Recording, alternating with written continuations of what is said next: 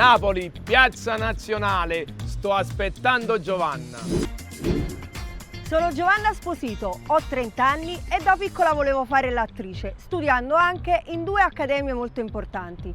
Ma poi da grande mi ci trovato a vendere i friariello. Harry, ma tu qua stai? Scusami, cioè nell'attesa sono ritornato bambino, ma con la fame di un adulto, dove andiamo a mangiare ora? Oro bianco, E che mi fai mangiare? popolana al contrasto. E che è una pizza?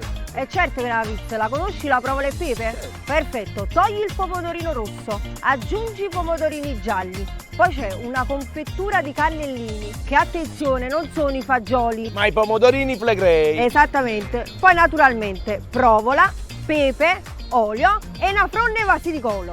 Per gli amici di tutta Italia, una foglia di basilico. Harry, ma tu tieni fame? E come no? E vieni a prestare a me.